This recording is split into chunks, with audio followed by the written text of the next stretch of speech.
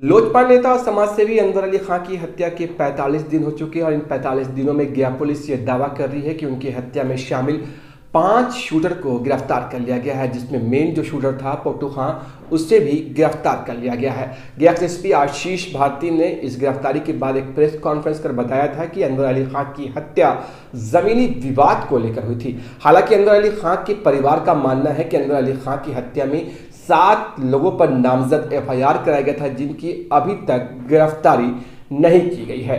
अनवर अली खां को इंसाफ दिलाने के लिए गया के एक निजी होटल में बैठक की गई, जिसमें मखदूमपुर विधायक सतीश दास, पूर्व विधायक यशराज वर्मा से भी और JDU नेता इकबाल हुसैन, शारिम अली, JDU महानगर अध्यक्ष राजू बन्नवाल सहित कई लोग मौजूद थे। सभी ने एक सुर में सुर मिलाते हुए ये कहा कि अनवर अली खां को इंसाफ मिलना चाहिए और उनकी हत्या में शामिल जो भी लोग हैं उनको पुलिस बचाने का काम कर रही है। लोगों ने खुले तौर पे कहा कि वो इसको लेकर के वरीय अधिकारियों से मुलाकात करेंगे और सारी बात उनके समक्ष रखेंगे। अगर उनकी बातें नहीं सुनी जाती है तो अनवर अली खां इंसाफ मंच के द्वारा आगे की कार्रवाई की जाएगी, जिसमें धरना प्रदर्शन के साथ साथ कैंडल मार्च भी निकाला जाएगा और अनवर अली खां को इंसाफ दिलाई जाएगी। इस बैठक में अनवर अली खां के बेटे आमिर अली खां भी मौजूद थे। इस बैठक में यह निर्णय लिया गया कि आगे की रणनीति तय की जाए और जल्द से जल्द वरीय अधिकारियों से मिलकर सारी मसले को उनके सामने रखा जाए। इस बैठक में मौजूद मखदूमपुर विधायक सतीश दास ने कहा कि वो वरीय अधिकारियों से मिलेंगे और अनवर अली खां को हर हाल में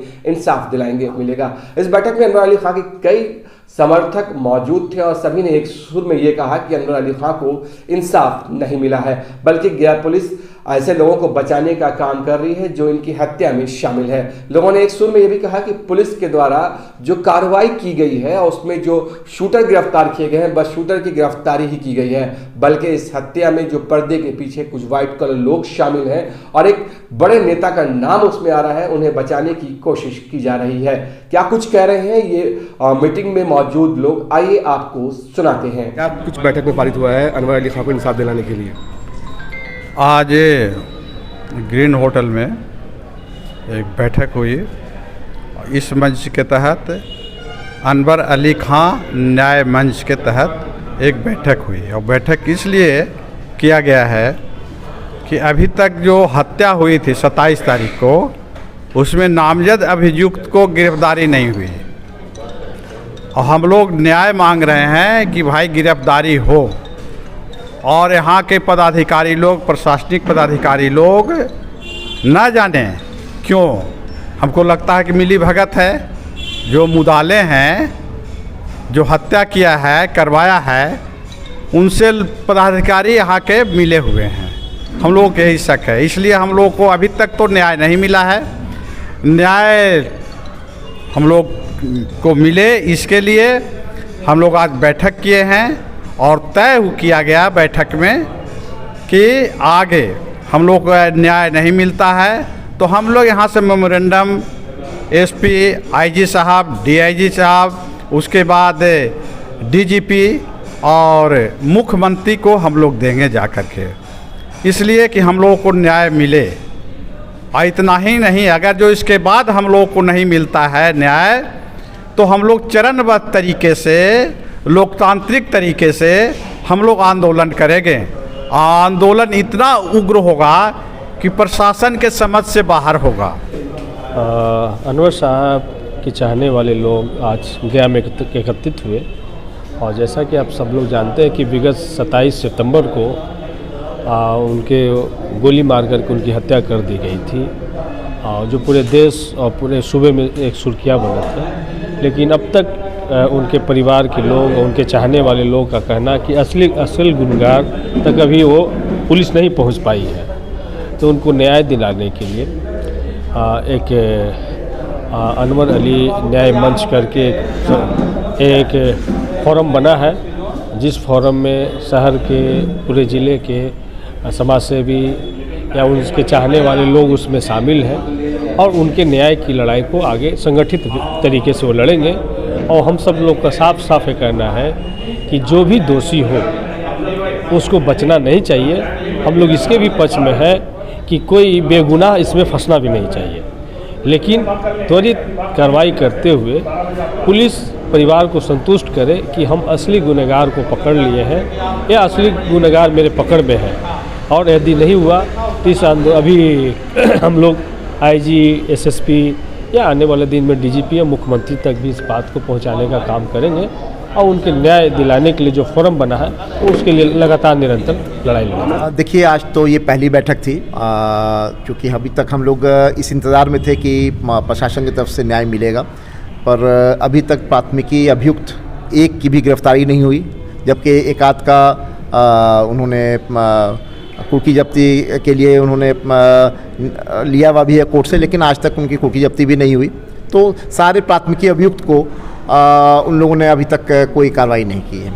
और जहाँ तक रह गई बात आगे की कार्रवाई की, तो हम लोगों ने अब आज बैठक की है। बैठक में यही तय हुआ है कि वरीय पदाधिकारियों से डेलीगेशन मिलेगा।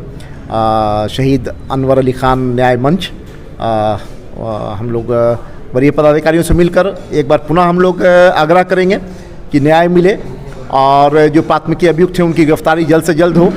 और इसके बाद भी अगर कामयाबी नहीं मिली तो जाहिर सी बात है संघर्ष का रास्ता अपनाएंगे हम लोग और आंदोलन की रूपरेखा तैयार की जाएगी। आज जो बैठक हुई है, पुलिस की जांच पे भी सवाल उठ रहा है, क्या इसके लिए कोई सीआईडी जांच की मांग की जाएगी इनकी हत्या के लिए?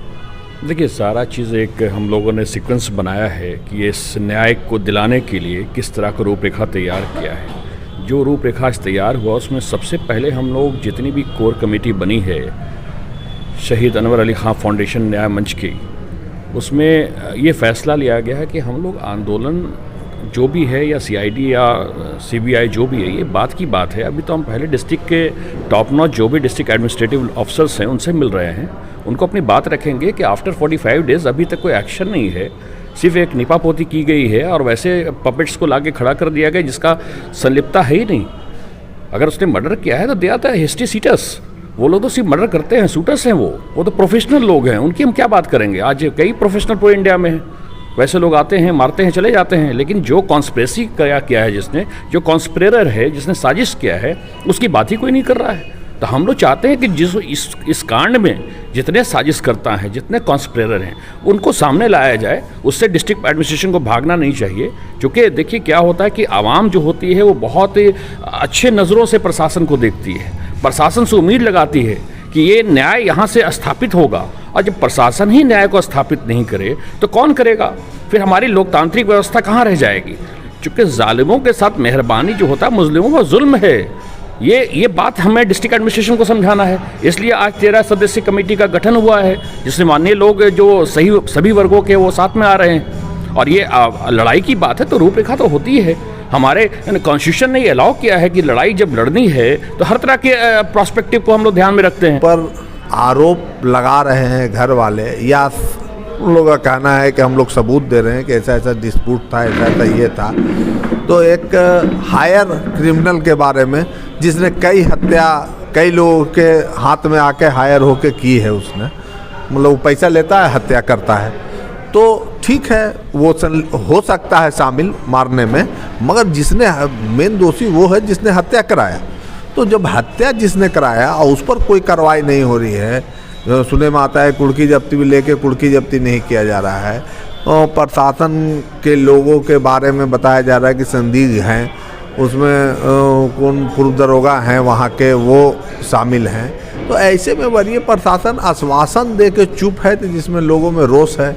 इसलिए ये कमेटी तय किया है कि वरीय प्रशासन के लोगों से मिलेगा और एक टाइम फ्रेम मांगेगा कि आप इस पर फाइनल अपना जांच करके नज़रिया पब्लिक के सामने रखिए कि इस तरह से ये दोषी है, ये दोषी नहीं है, ये दोषी है, ये दोषी नहीं, जिससे पब्लिक में एक न्याय का मैसेज जाए और प्रशासन फ्रेम कर दे कि नहीं ये दोषी हैं और उन पर कार्रवाई हो तो बेटर है। इसलिए हम लोग इस पर उन लोगों से मिलेंगे और नहीं होने पे फिर लोकतांत्रिक जो तरीका है आंदोलन करने का वो आगे अनवर खां कार्रवाई के कर। परिवार के लोग ये आरोप लगा रहे हैं कि पुलिस जो मेन आरोपी है उनको बचाने का काम कर रही है और किसी और को अभी तक तो यही लग रहा है कि उसने जो ये सारे लोग जानते हैं कि जो फोटू खां है वो हायर क्रिमिनल है, कोई भी हायर करके उससे हत्या कराता था। इससे पहले उसने सरघाटी में एक हत्या की है, एक औरत ने हायर कराया, उसी की औरत ने हायर कराया, जो प्रशासन ने एग्जिस्टेंस खोला है। कोई फोटू खां उससे कोई दुश्मनी कोई लेना देना नहीं था, तो इसलिए वो साबित है कि वो एक प्रोफेशनल क्रिमिनल है, जो शूटर है, जिसको पैसा देके बुलाया जाता है मारने के लिए।